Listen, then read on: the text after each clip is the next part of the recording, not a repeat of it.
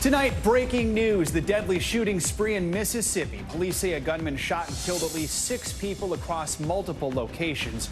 It happened in a rural community just south of Memphis. The suspect detained by police, but we're learning tonight about that gunman and possible connections to the victims. Ex-officers plead not guilty. The 5 men charged with brutally beating and murdering Tyre Nichols appeared in court for the first time, and they came face to face with Nichols' mother. Her reaction and where the former officer's criminal cases head from here. Disturbing surveillance video shows cops in Alabama carrying an unresponsive detainee to a squad car after he was locked in a jail freezer for hours. That man later died at the hospital from what his family says was hypothermia. Why those relatives and the jail supervisor who leaked that surveillance footage are now suing. Plus, the federal investigation into a story we have covered for months. More than 100 miners found working the graveyard shift at a slaughterhouse.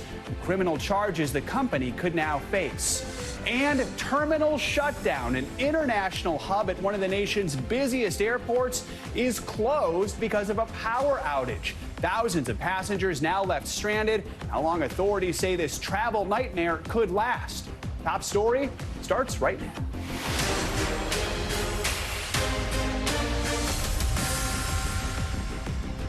Good evening, I'm Joe Fryer in for Tom Llamas. We begin top story tonight with the deadly shooting spree that shattered the peace of a tiny community in Mississippi. Authorities say a lone gunman opened fire at multiple locations, including a gas station, convenience store, and a residential neighborhood. At least 6 people were killed.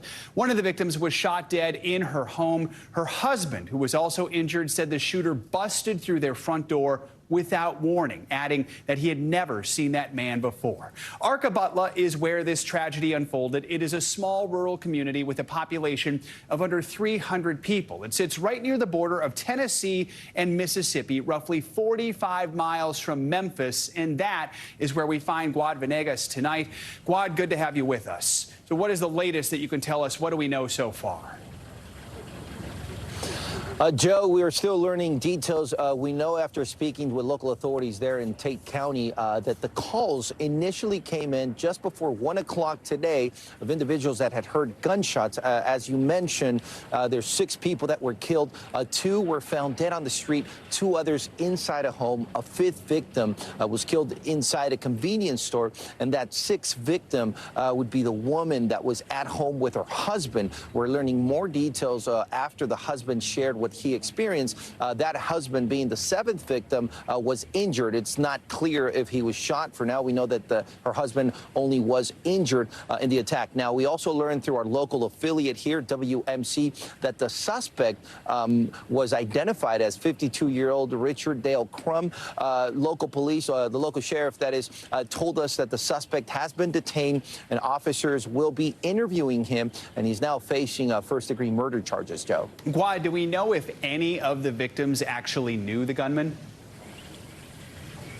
So, as you mentioned, the husband of the woman that was killed says he saw the man come to their home and he did not immediately recognize him. Here he is speaking to our local affiliate. He pulled up her. He busted into the house through the front door, and I wrestled with him. And I lost, as you can see, but my wife lost more. So, Guad, the big question, of course, is motive. Do we have any idea why this rampage happened? Joe, as of now, authorities say they do not have a motive. Now, they say they believe the suspect did act alone. The governor of Mississippi issued a statement today saying that all state resources will be available as this investigation continues. And he has also called in the Mississippi Bureau of Investigation to help as well as they continue with the investigation. Again, a suspect has been detained by police in Mississippi, Joe. Guad Venegas, thank you. Now to another major headline we've been following. Those 5 former Memphis police officers charged with murdering Tyre Nichols appeared in court today and entered their pleas. NBC's Priscilla Thompson was inside that courtroom and has the very latest. Do you all have anything to say? 5 former Memphis police officers charged in the brutal beating death of Tyre Nichols, silent as they appeared in court for the first time today. I'm going to go down the line of the attorneys. Enter a plea of not guilty. Not guilty. Not guilty. Not guilty. Enter a not guilty plea. The arraignment lasted less than 5 minutes, all pleading not guilty to charges including second-degree murder stemming from the January 7th beating. Nichols died 3 days later. Today, attorneys for the officers called for a fair trial. It must be based on the facts and the law and not the raw emotions that our country is currently experiencing. And urged against a rush to judgment. There's 20 hours of video. We've seen 5-minute snippets of a video and made that determination. Again, I don't think you can do that. Do you believe there's more to see? I believe there's more to see. Among those in the courtroom, Nichols' family. And I'm waiting for this nightmare, basically, that I'm going through right now. I'm waiting for somebody to wake me up. Coming face to face with the men accused of murdering their son. They didn't even have the courage to look at me in my face after what they did to my son. So they're going to see me at every court date, everyone.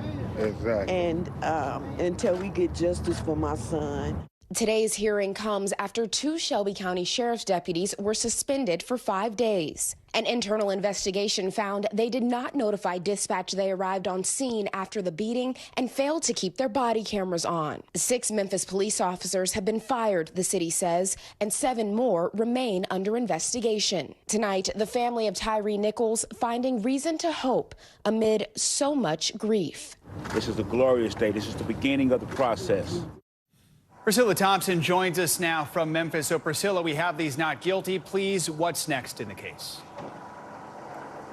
Yeah, Joe, attorneys for the 5 ex-officers filed their motions for discovery today, so they should begin receiving and reviewing those materials as they begin preparing for trial. The next hearing in this case is scheduled for May 1st. Joe? All right, Priscilla, thank you so much. Now to an update on a man who died after he was in custody in an Alabama jail. He was allegedly left on a cold concrete floor for multiple days.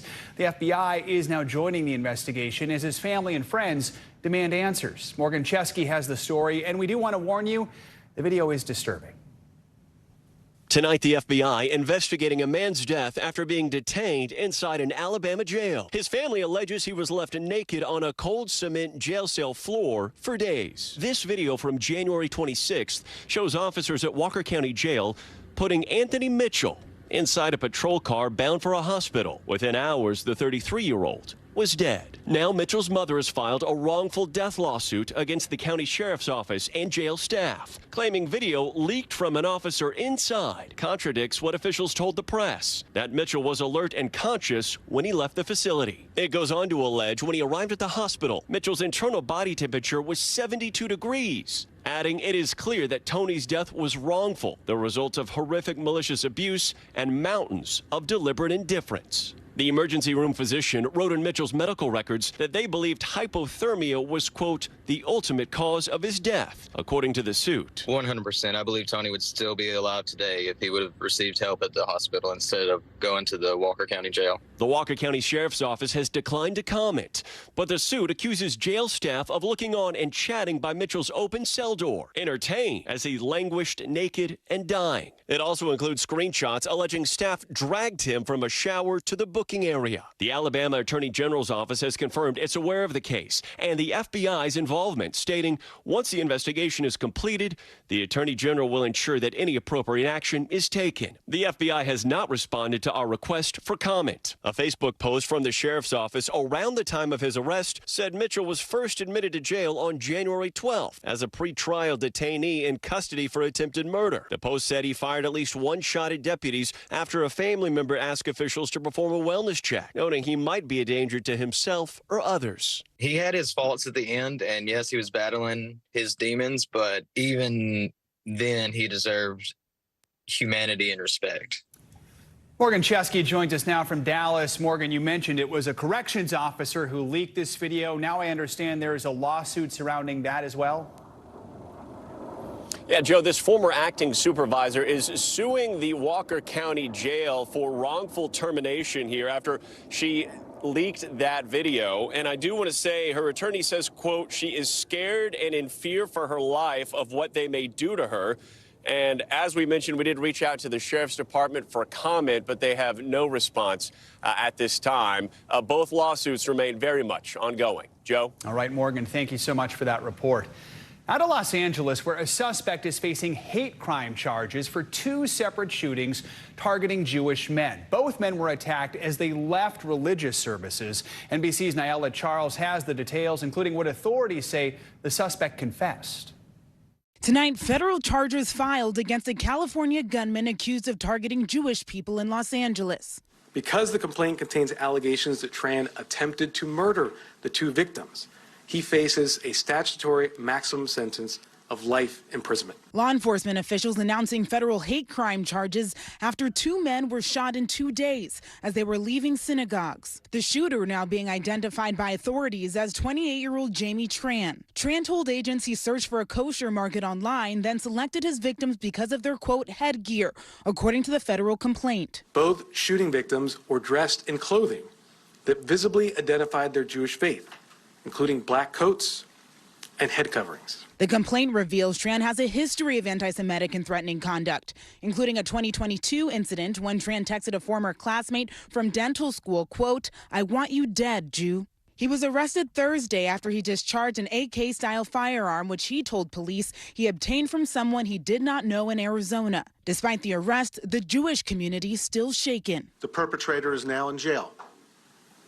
And while that gives the Jewish community some measure of comfort, also make no mistake, as Mayor Bass said, the Jewish community feels under siege. One of the victims was shot in the back Wednesday, the other shot in the arm Thursday, less than a mile away from each other, according to police. Both shot at close range. Both survived. Vivian Eisenstadt says she knows the first victim. Well, he keeps saying it's a miracle that nothing happened to him. We were lucky that we're not going to funerals.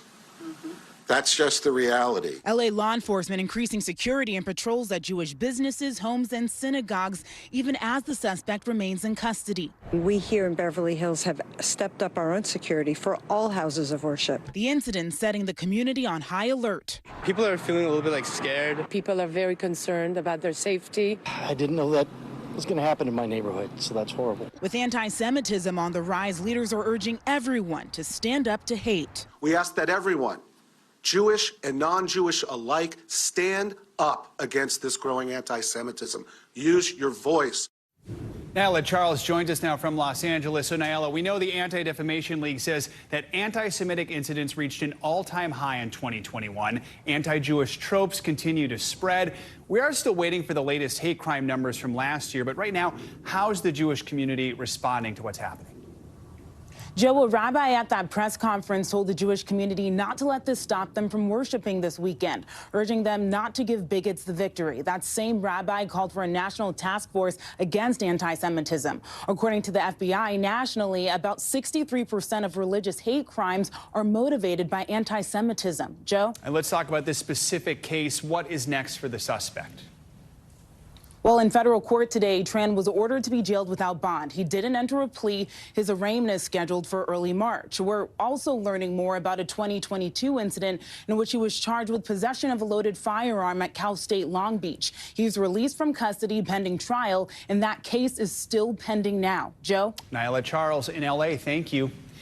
Moving overseas, 4 American troops were injured in a helicopter raid that killed a top ISIS leader. The operation was conducted overnight in northeastern Syria. The target was Hamza el-Hamsi. He oversaw the group's deadly terrorist network in the eastern part of the country. 4 U.S. service members and 1 working dog were wounded by an explosion during the raid. All of them are in stable condition and expected to recover. We have new reporting on that suspected Chinese spy balloon shot down off the coast of South Carolina earlier this month. The U.S. military says recovery operations have now come to an end, and sources confirmed to NBC News that the balloon was launched from China's Hainan Island. Now, top officials from the U.S. and China are attending a security conference in Munich, and NBC's Andrea Mitchell is there. She spoke exclusively with Vice President Kamala Harris about the heightened tensions between the two countries. The vice president on the tensions with China. They aren't even accepting phone calls, military to military. Even during the Cold War, we had a hotline. Isn't there a real risk of miscalculation of an accident? First of all, we do maintain diplomatic communication. But not military to military. Military to military is something that we will strengthen, and we realize how important that is. We certainly realize that, and I would assume and hope that the Chinese do as well. Back home, the president is underwater in the polls. Dozens of Democratic leaders are saying that they not only don't think that he's the strongest candidate, they don't think that you're the right person to be on the ticket. Why do you think that? I think that it is very important to focus on the needs of the American people and not political chatter out of Washington, D.C. You obviously ran for president in 2020. You want to be president. Do you still want to be president someday? Joe Biden has said he intends to run for re-election as president, and I intend to run with him as vice president of the United States. Tomorrow, the vice president will meet with a bipartisan delegation from Congress, with polls back home showing support for spending billions more on the Ukraine war slipping. Joe? All right, thank you, Andrea. Turning to a shocking discovery made by federal officials, more than 100 minors, some as young as 13, were found working in meatpacking facilities across the Midwest. Many of them were working overnight shifts, often cleaning slaughterhouses with dangerous chemicals. Now, the company that employed them has been forced to pay more than $1 million in fees. Here's NBC's Julia Ainsley. Tonight, a federal investigation confirming that over 100 minors have been working in dangerous conditions across the Midwest. Advocates working with the minors say they're migrants, some as young as 13, working overnight shifts and employed to clean slaughterhouses at 13 different locations in 8 different states. In total, 102 minors. Employed by the company Packer Sanitation Services, or PSSI, the company contracted nationwide with facilities in Kansas, Minnesota, and Nebraska, which were found to employ the most teenagers, according to the Department of Labor. Investigators sharing the details in a teleconference today. We found that over the course of the past 3 years, PSSI employed at least 102 children in hazardous work, cleaning dangerous power-driven equipment like skull splitters and razor-sharp bone saws, and used caustic chemicals. It's a story we first reported earlier this year. At the time, we spoke with Audrey Lutz, who has been helping migrant children who say they've worked at one of those plants. You met them. Did they look like adults to you? I would have a hard time ever calling the people I've met with adults. They certainly look, especially the youngest middle schoolers, no way to pass as an adult. Today, in a statement, Packer Sanitation Services said, in part, our company has a zero-tolerance policy against employing anyone under the age of 18 and fully shares the DOL's objective of ensuring full compliance at all locations. As soon as we became aware of the DOL's allegations, we conducted multiple additional audits of our employee base and hired a third-party law firm to review and help further strengthen our policies in this area. Investigators say PSSI had previously flagged some applicants were too young, but proceeded to employ them anyway, calling these violations, quote, corporate-wide failures. Make no mistake, this was no clerical error or actions of rogue individuals or bad managers. As a result, PSSI was fined and has paid $1.5 million in penalties. Julia Ainsley joins us now. So, Julia, as we heard in your piece, the investigation notes that it was a systemic problem when it came to hiring minors. But given how many of them were employed as young as 13, could this cleaning company face any criminal charges? Well, you know, the Department of Labor today did not preclude criminal charges from coming later, but that would be announced by the Justice Department. But people I've spoken to, advocates who are representing the children, say $1.5 million is really a drop in the bucket when you consider that there were over 100 children working for this company and considering their large profit margins. Although the company PSSI does say that they believe these were rogue individuals who came in with fraudulent identities, people representing the kids say it was hard to mistake an 18-year-old for a 13-year-old. And Julia, I know you are just getting back to Washington after seeing one of these facilities. Yeah, that's right. I just landed. I just got back from Grand Island, Nebraska, where I got to see firsthand the first facility where the Labor Department came in October and found 23 children working in the dead of night, cleaning up blood and animal parts off the kill house floor in a slaughterhouse. And what I saw just from being there firsthand is how massive this facility is and what a big operation they have, slaughtering thousands of animals a day, but that the town is so centered around this large meat processing facility. People I spoke to there said it was common knowledge that there were children working at this facility and going to school during the day. There were even some police reports where teachers and school officials said that there were children falling asleep in class because of their work overnight at the slaughterhouse, Joe. Right, incredible reporting, Julia Ainsley. Now to the severe storms that dropped rain and snow across much of the country. They even spawned some February tornadoes. Widespread flooding prompted a state of emergency in West Virginia. An 11-month-old child was killed after he was swept away by floodwaters. Rising waters also trapped more than 100 students inside a high school in Lincoln County overnight. And tonight, millions across the Northeast are bracing for plunging temperatures. Meteorologist Bill Cairns joins us now live in the studio. So, Bill, what does the holiday weekend look like? Well, our spring fling is over, that's for sure. That storm system, the last one in our string of storms that we followed this week, is now exiting off the coast. Only leftover rain and a little bit of snow here in areas of southern New England. Lake effect snow coming off the Great Lakes. That's what we expect to talk about as we go through the middle of February, not this incredible warmth that we've seen. And the 24-hour temperature change is pretty dramatic. So compared to this time yesterday, we are 32 degrees colder in Atlanta. I mean, Pittsburgh's 33 degrees colder. New York's dropped about 20 degrees. You get the idea. The cold winds are blowing in from the north, and the wind chill as you head out on this Friday evening. Green Bay 9, Chicago 13, Detroit 13, and those cold winds will eventually make their way to the East Coast as we head out tonight, and especially when you wake up tomorrow morning. So the forecast on Saturday, after that chilly morning, lots of sunshine, we'll just call it back to normal. It'll feel cold to everyone compared to how it's been, but it'll be back to normal on Saturday. By the time we get into the next week, though, it gets mild once again throughout the country. So here's how your holiday forecast looks. Again, pretty quiet. We don't have a lot of storms out there for the holiday weekend. That's great for all your travel. I know a lot of people head to the mountains Sunday. It should be nice and bluebird sky, beautiful for skiing in the Northeast and also the Rockies. And finally, we'll end on President's Day. A little clipper storm bringing some snow to the Great Lakes. So we deserve a nice little break as we head into the holiday weekend, and we're getting it. All right. I have not been outside since this morning. You're saying I'm in for a rude awakening. I told you. I said bring the jacket and gloves. All right. I think I have gloves. All right. Thanks, Bill. Okay. Have a good weekend. You too. Still ahead, a critical day of testimony in the Alec Murdaugh trial. An expert witness was called to piece together a detailed timeline of Murdaugh's movements on the day his wife and son were killed. Plus, the new voicemail that the prosecution says points to a possible motive. Also, travel nightmare why one of the busiest international terminals in the country is totally out of commission and how soon it could be back up and running. Stay with us. Top story is just getting started on this Friday night.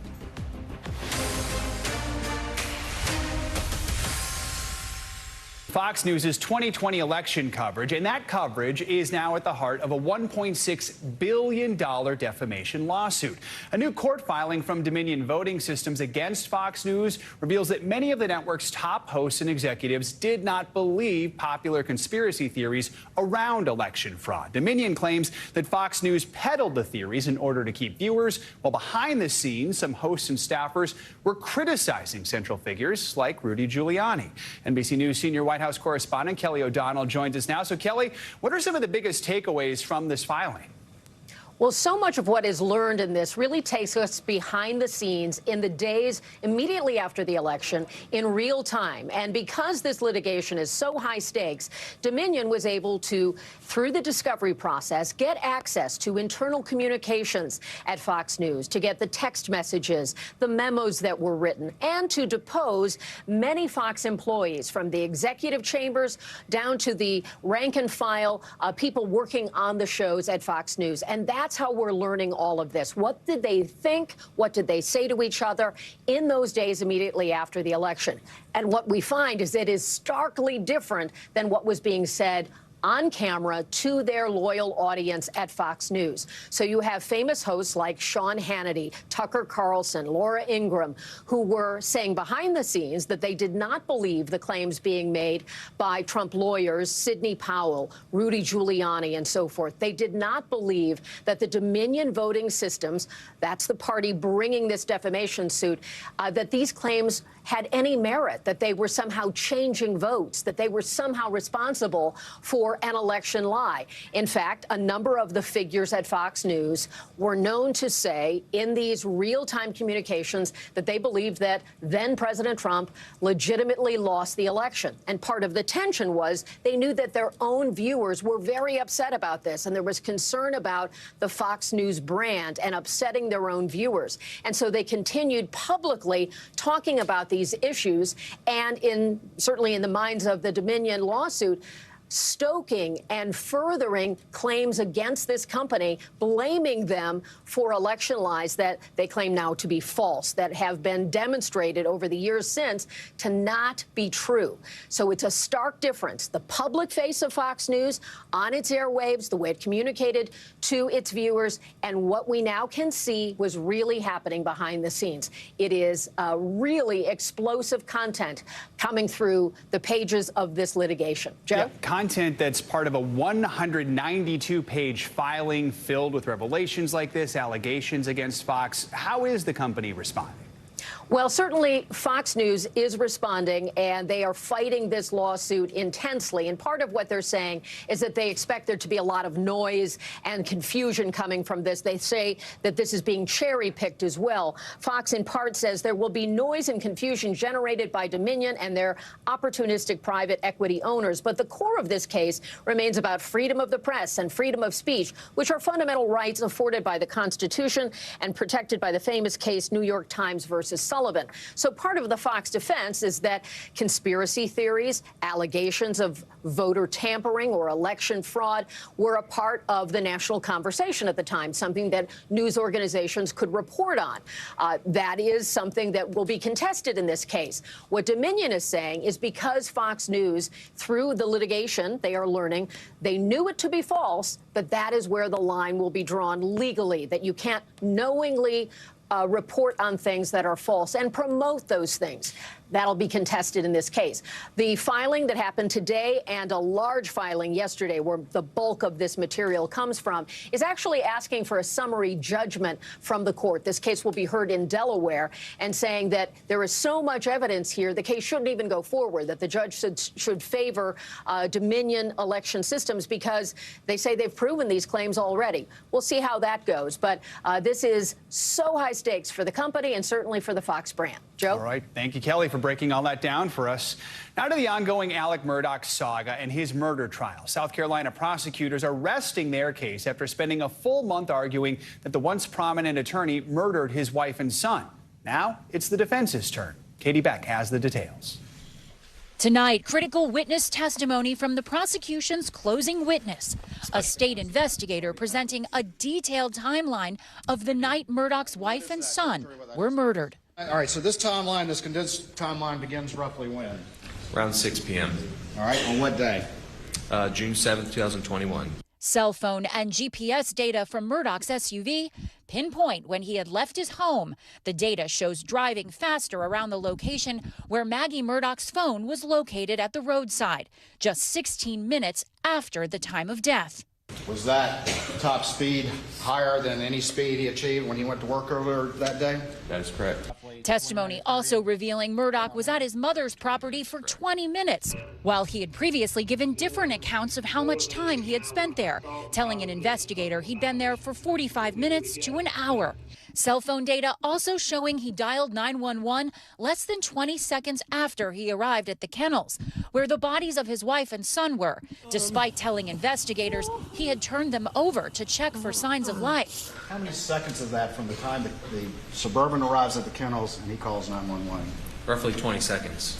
Friday, the prosecution resting their case. State of South Carolina rests. but not before introducing more on a potential motive for the double homicide. That the two victims, Maggie and Paul Murdaugh, had discovered bags of pills in Alec's bag a month before their killings. A May 2021 voicemail message from Paul to Alec was read in court. Because when you get here, we need to talk. Mom found several bags of pills in your computer bag. This is again from Paul to Alex on May 6th. This bolstering the state's argument that the perfect storm was approaching the once prominent South Carolina attorney, whose other alleged crimes ranging from money laundering to selling painkillers to insurance fraud have now taken center stage. The defense pushing back, saying the state's case lacks hard evidence, like an eyewitness, video, or fingerprints that showed Alec Murdaugh pulled the trigger that night. There is no direct and frankly circumstantial evidence presented that the defendant shot and killed his wife Maggie or son Paul. Brutal murder of his son Paul. He had no DNA from Paul on his clothing in an area where you would expect to find it. The defense will now call their witnesses, which could include Murdaugh's surviving son, Buster, as they fight to prove his innocence. Katie Beck, NBC News.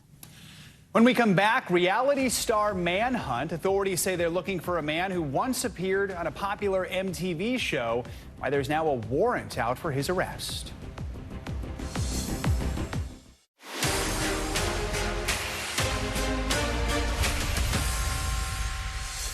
Now to top stories news feed. A manhunt is underway in Illinois for a former reality star accused of soliciting sex from a minor. Connor Smith is a former contestant on MTV's Are You the One? He's now accused of sending explicit material of himself to undercover detectives who were posing as a 15-year-old girl. Authorities say Smith fled from them in a black pickup truck after they tried to arrest him during an arranged meetup. Dozens of international flights have been canceled or delayed as a power outage at New York's JFK Airport continues. The outage began in the airport's Terminal 1 on Thursday after an electrical panel failure caused a small fire. JFK says it's hoping to resume limited service by tomorrow, but the FAA warns it could be days. Travelers are advised to check their flight status before heading to the airport. And National Geographic announced the winners of its first Pictures of the Year competition. The grand prize went to this shot of bald eagles in Haines, Alaska. It was taken by a software engineer from San Francisco who has a passion for wildlife photography. It'll be featured in an upcoming issue of National Geographic. Several runners-up were given honorable mentions, including this image of a volcano erupting in Iceland. Turning now to money talks, what consumers and investors need to know from the business world and beyond. New data from the New York Fed shows Americans have racked up a staggering $986 billion in credit card debt. That's a 6.6% jump in the last quarter alone. And it's part of a concerning trend as more Americans struggle to pay off their monthly balances. Investopedia editor-in-chief Caleb Silver joins us now. So, Caleb, credit card debt has been trending up for a while now, but let's look at the big picture here. Since 2014, it has jumped more than 60%, and now we're nearing $1 trillion total. What is driving this? Yeah, well, you can blame high interest rates in the past year. When the Federal Reserve has raised interest rates, that affects credit card APRs. They're up at 19%, plus inflation. Things are costing more, so we're spending a lot more money. Maybe not getting a lot more for our money, but we're spending more. But don't forget the fact that credit card companies have also been raising their credit limits for borrowers because they want to entice us to do a lot more borrowing. We weren't borrowing in 2021. We borrowed a lot last year, and we're continuing to do so in the beginning of this year. You mentioned interest rates. Credit card interest rates are even higher now because of those Fed hikes. So a balance can really snowball quickly. So for people who are in credit card debt, what are the best ways to get out of it? Yeah, you got to consolidate that debt to the lowest APR card that you have, or find a card that has a lower APR, because 19% is very tough for people, especially if you're carrying a big balance. The average balance, Joe, around $6,000 per borrower. You also have to pay these off. Pay your smaller debts off first. It's hard to tackle a $5,000, $10,000 debt. Pay the little ones off first, get some momentum, and then keep going. And then move to a balance transfer card. There's a lot of offers out there that will happily take you. Credit card companies want you with a 0% 0% APR for 12 to 24 months. Just don't forget the limit there, because then that rate spikes up and you're going to get a balloon payment if you don't pay it off. But you can do that. Take a personal loan if you need it. We don't like to do it, but if you can get one at a lower interest rate that allows you to consolidate all that, do it. But then the most important thing, Joe, is do that inventory. Go through your bill. What subscriptions are you paying for that you don't need? What are you paying for that you just don't use anymore? Pare it down and get tight, because no one wants credit card debt, especially with rates this high. Good advice there. So for people who don't have credit card debt right now, I mean, it can add up quickly. I remember when I was younger, it didn't take long for it to add up. What are some of the best practices to just avoid that debt in the first place?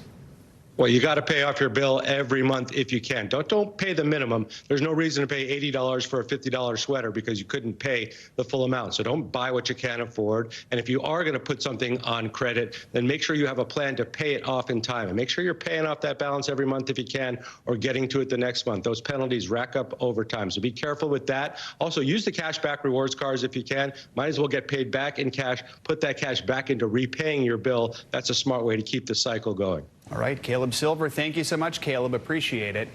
Coming up, the deadly avalanches overseas. At least 17 people have been killed. The crews continue to look for survivors. We're going to show you the rescue efforts still underway next.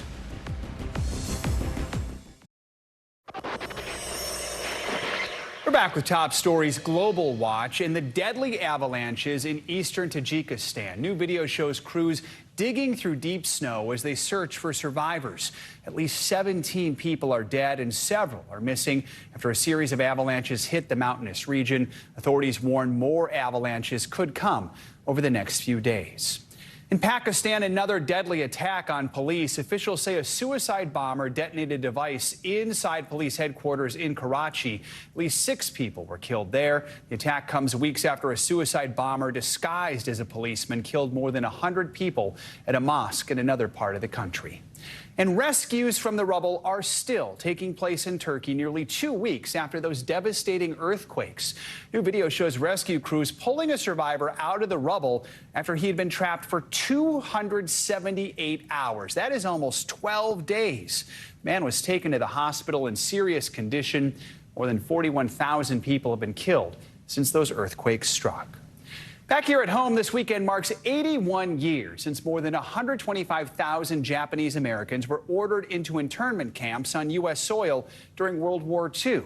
NBC's Emily Aketa reports on the powerful new tribute to them, including her own family. It's a moment Reiko Iwanaga traveled hundreds of miles for, a chance to see. This is the Irecho. A book without a prologue, chapters, not even a single sentence. Grace Fumi Akahoshi. Yes, my mother. 1,000 pages of simply names. Mutsumi Iwanaga. Each representing the countless, often suppressed stories of Japanese Americans forced into what are widely known as internment camps during World War II. Their crime, looking like the enemy. We're sitting in barracks right now. When you're exposed to this sort of thing, did the memories start to come back? Most definitely, and more than anything, I realized as an adult how difficult it was to live 5 in a room with a baby and a grandfather in the conditions that we were in. 125,284 people of Japanese ancestry. And for the first time, it's an acknowledgement of what happened. Their names have been compiled in one place for visitors like Reiko and her daughter Maya to see and stamp. Why was it important for you to be with her? It's a tangible representation of what her generation and the generation before went through. It was super emotional turning that corner. Getting emotional. It's the culmination of a 3-year painstaking process led by USC professor Duncan Yukon Williams.